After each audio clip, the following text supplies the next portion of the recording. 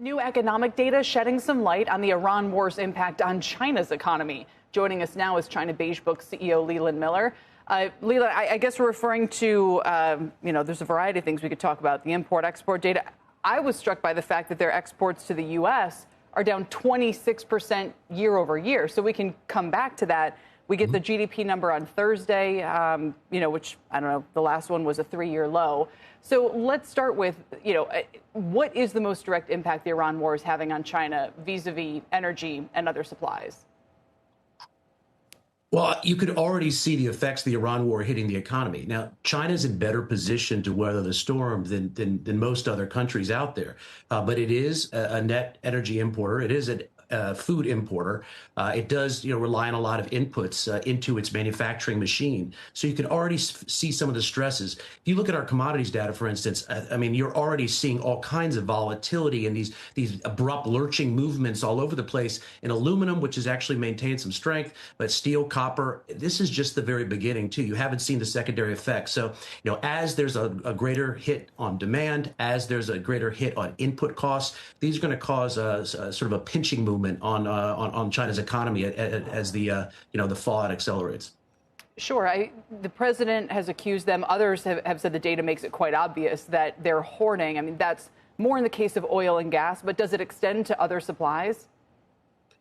Well, it does. I think, you really have to look at it from two different sides. So China sells to the world. So global demand, if it's hit, will affect China's economy in a big way. The other thing is that China's been suffering from deflationary pressures, not outright deflation. Our data haven't shown that, but it's been close. And there's been deflationary pressure for years now based on the economic model. Well, you're seeing inflationary pressures, but it's bad inflation. And so it's a spike in input costs. It's making manufacturing more expensive. And so this is going to cause a real problem. You also have specific sectors which are being affected. Helium and fertilizer and, petrochemical inputs, for instance, are a major input to the economy, where costs are spiking or supply is getting constrained. So you're seeing little problems pop up all over right now. Right. But again, going back to the hoarding question. So they have big stockpiles. They are the ones whose ships we're watching to see if they're coming out of the Strait of Hormuz or not. And the answer right now appears to be that they're not. Does that pinch the economy? Well, China has been working on an energy strategy for I don't know how long. And so part of this is creating massive reserves. They've got a commercial reserves.